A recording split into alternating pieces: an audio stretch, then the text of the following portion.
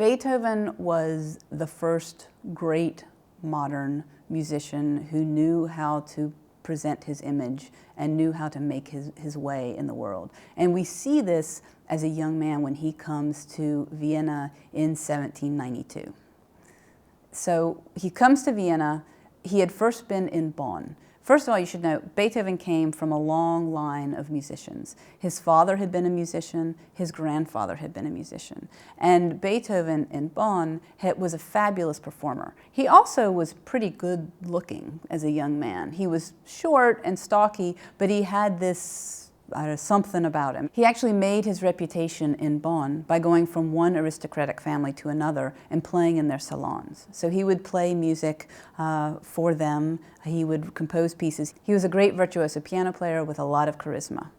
And he really made connections with the aristocracy. And Bonn was nice, but he wanted Vienna. He wanted to really go to what he saw as the heart of music culture. And luckily for him, most of the aristocratic families in Bonn had relatives in Vienna. So what he did is he asked his friends to contact their cousins and aunts and uncles and let them know that he was coming to town. So he had kind of created this advertising campaign before he shows up in Vienna, and to the point that he's very much sought after when he shows up as this young, sort of hot-to-trot piano player that the girls sort of swoon for and who is very confident and very sure of himself.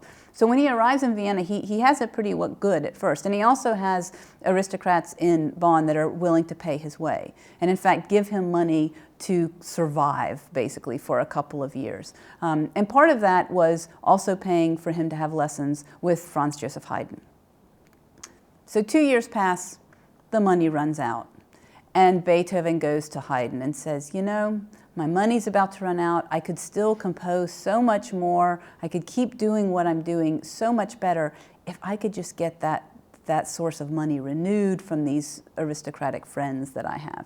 So could you help me? Could you write a letter of reference saying what a great relationship we've had and how hard I've been working? And just so that you feel comfortable about doing that, here are all these compositions I've just written. And he turns over this, thick folder of music saying, thank you for your guidance. I've, in addition to being able to perform, I've written all these pieces. So Haydn very confidently sings the praises of his student, writes this letter back, and sends all the manuscripts to say, look how hard Beethoven is working, and he can continue to do this if you would just support him. The only problem is, when they get the manuscripts back in Bonn, they were the pieces he'd written before he left. And so they basically write back and go, obviously he hasn't been doing much at all if this is the music he gave you.